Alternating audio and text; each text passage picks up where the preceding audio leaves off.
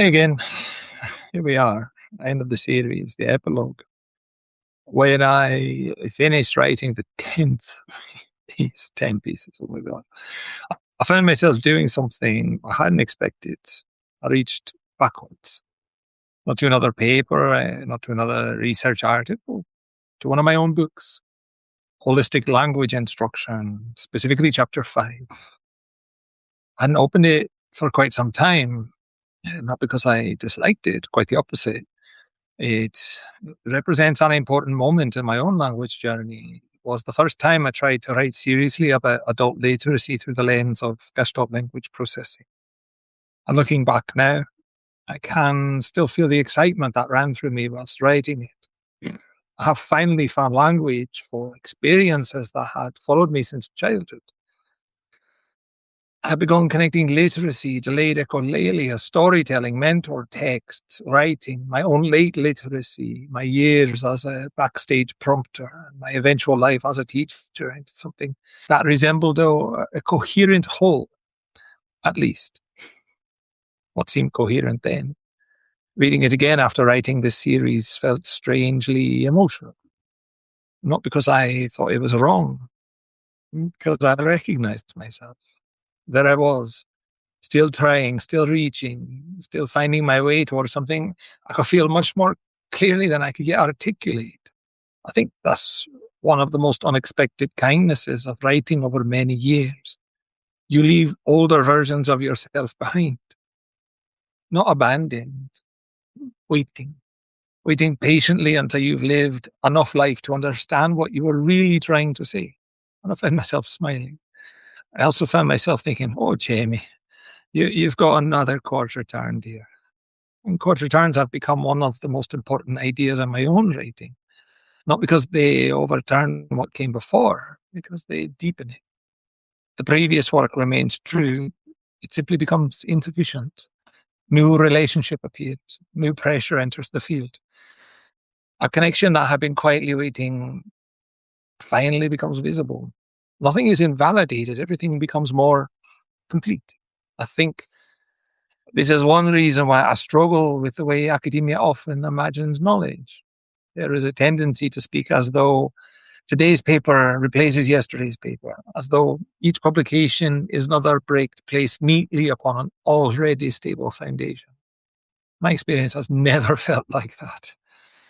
It feels much more geological. Old landscapes slowly revealing structures that were already present, rivers changing course, mountains appearing different because the light has shifted. The land itself remains, my relationship to it changes. That's what happened here. When I wrote Holistic Language Instruction, I spent an entire chapter discussing adult literacy, writing development, mentor text, product-based writing, process-based writing, delayed writing, on the unique challenges faced by autistic Gestalt language processors. Those ideas are still there. I still believe them. But something was missing, and not because I overlooked it, because I had not yet lived it. The question hiding underneath all those pages had not yet become visible. How does an adult Gestalt processor actually become the writer they become? Not simply how do they learn to write, but how do they become this writer? This particular voice, this particular rhythm, this particular relationship with genre, this particular balance between translation and fidelity, this particular negotiation with institutions. That question simply wasn't available to me yet. Jen's comment made it available. Marge's Facebook group made it available. Years of reading autistic adults writing publicly made it available. Substack made it available. Well, that surprises me. Not because I think social media is replacing scholarship. It isn't. But because scholarship and conversation do different kinds of work. Books are slow. They should be. Books ask for confidence, for coherence, for evidence, for something approaching completion. Substack asks for something else. Presence, conversation, recursion. The willingness to discover that a reader has seen something you missed. The willingness to let a comment become a research question. The willingness to write publicly before every edge has been polished smooth. I don't think that I understood how important that would become for me. For years, I imagined books were the destination. Now I think they may simply be resting places, temporary settlements, beautiful settlements, necessary settlements, but settlements nonetheless.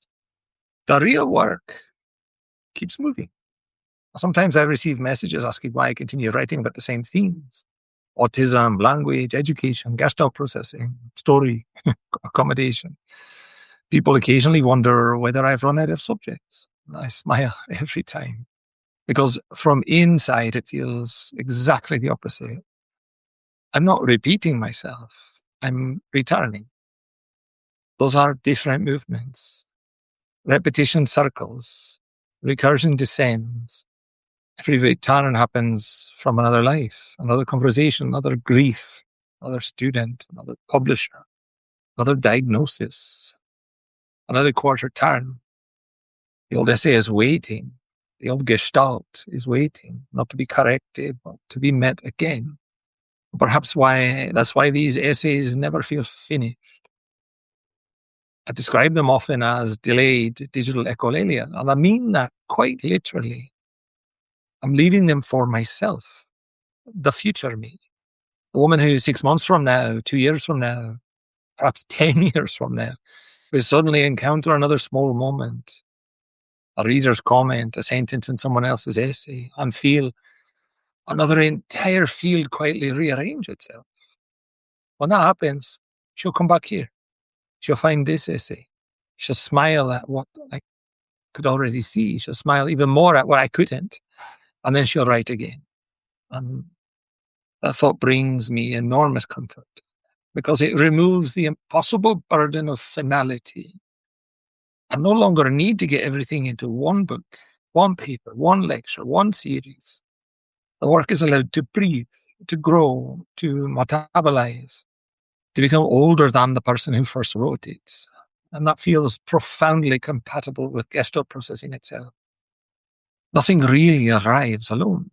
Nothing remains isolated. Every new understanding reorganizes hundreds of older ones simultaneously. The archive keeps speaking to itself, which means my books are no longer finished objects. They become conversations with earlier versions of myself, sometimes affectionate, sometimes amused, occasionally slightly embarrassed. Jamie, you gobshite. Always grateful. There are moments now and then when I genuinely want to rewrite all 11 of them, not because I think I've failed, because I can already feel the next quarter turn arriving. The temptation is enormous to open every manuscript, to begin again, to add, refine, deepen. Perhaps one day I will.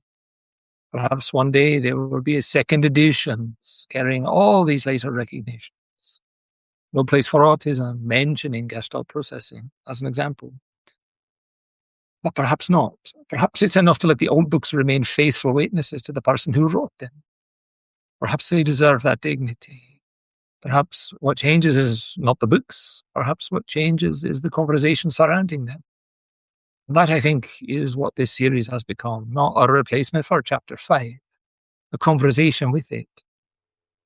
A later self sitting beside the earlier self and saying, I know something now that neither of us could have known then.